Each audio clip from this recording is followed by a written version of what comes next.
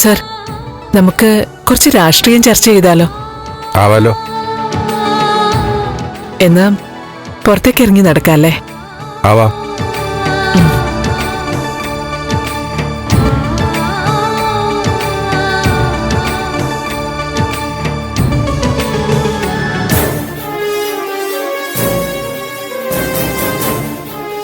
ആളുകളുടെ സർട്ടിഫിക്കറ്റ് വാങ്ങിക്കാൻ വല്ലാത്ത മിടുക്ക.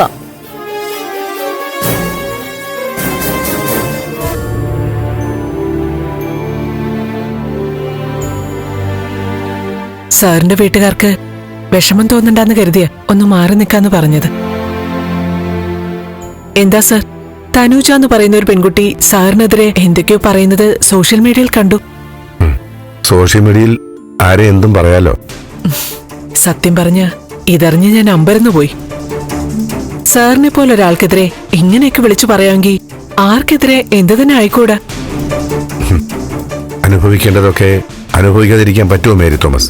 അനുഭവിക്കേണ്ടവരല്ലേ സാർ അനുഭവിക്കേണ്ടത്? സാറിനെ പോലെ നല്ലൊരു മനുഷ്യനെ ഇങ്ങനെ വ്യാജ വാർത്തയും വ്യാജ ആരോപണവും കൊടുത്ത് കുരുക്കാന്നൊക്കെ പറഞ്ഞ്. അതിരിക്കട്ടെ, ആരാണ് ഈ കുട്ടി, ഈ തനുജ?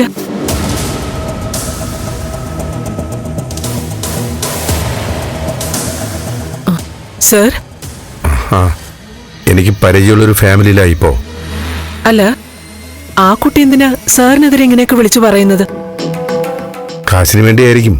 അല്ല, ഈ വിഷയത്തില് സാറിന്റെ ഫാമിലി സാറിന് സപ്പോർട്ടല്ലേ? ഭാര്യയും മക്കളൊക്കെ? എല്ലാരും ഭയങ്കര സപ്പോർട്ടാ. ഓ, അല്ല, സാർ ഇനി ആരെങ്കിലും രക്ഷിക്കാനായിട്ട് ഈ വിഷമങ്ങളൊക്കെ അങ്ങ് സഹിക്കുകയാണോ? അല്ല, സാറിന്റെ രീതികൾ അറിയാവുന്നോണ്ട് ചോദിച്ചതാ.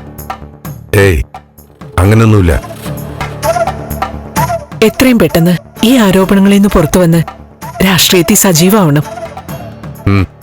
അതെ. ബലരാമൻ സാറ് കേരളത്തിലില്ല അല്ലേ?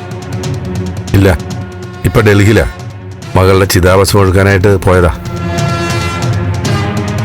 പിന്നെ തിരിച്ചു വന്നിട്ടില്ല. മീരമോളുടെ കാര്യം വിവരങ്ങളൊക്കെ ഞാൻ അറിഞ്ഞിരുന്നു. പക്ഷേ ചെന്ന് കാണാൻ തോന്നിയില്ല. എല്ലാവർക്കും ഓരോ ദുഃഖങ്ങളല്ലേ സാർ? അതെ. അഷ്റഫ്,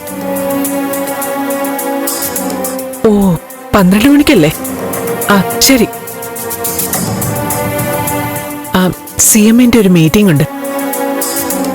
എന്ന് ഞാൻ ഇറങ്ങട്ടെ സാർ. ഞാൻ പറഞ്ഞത് സാർ സീരിയസ് ആയിട്ട് തന്നെ പരിഗണിക്കണം. സാറ് നേതൃത്വത്തിൽ വരണം. തീർച്ചയായും.